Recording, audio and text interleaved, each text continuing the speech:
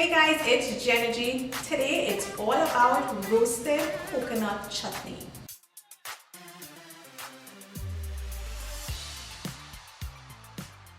There are some things that just make food taste a lot better, and to me, roasted coconut chutney is just one of them.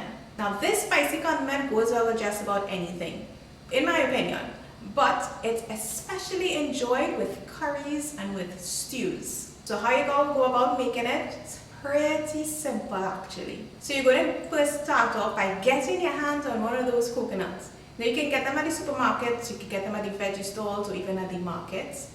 And you want to remove that outer hard shell from it. Now I usually need some assistance with this part, but you can take it outside, smash it on the ground, or you can use a chopper if you have a little bit of skills over the kitchen counter and just crack it until it breaks apart. Either way, you just need to remove that hard outer shell.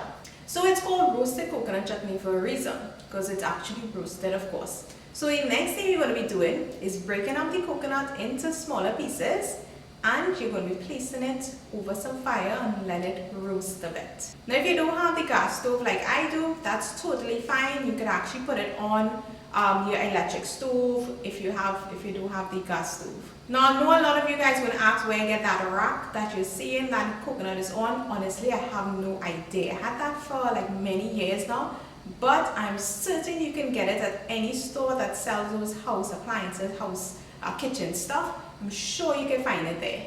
Now I like to put the pepper and the garlic in it too, so you're roasting up everything basically. Keeping that flame or the heat on low and just roast it up until it's nice and charred on all the pieces.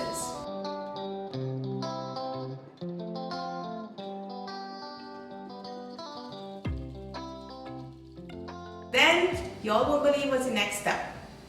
Simple. You're just going to be putting it into a food processor.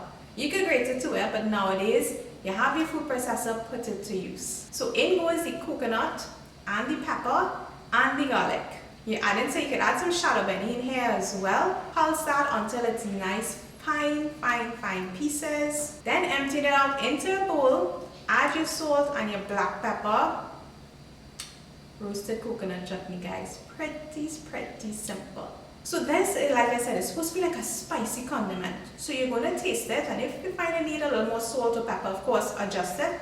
And if you find it not spicy enough, all you're going to be doing is just put in some pepper into the food processor, chop it up, and just add it in. It's that simple. So I'll actually sit down and eat dal and rice with this coconut chutney alone, and believe me, it is delightful.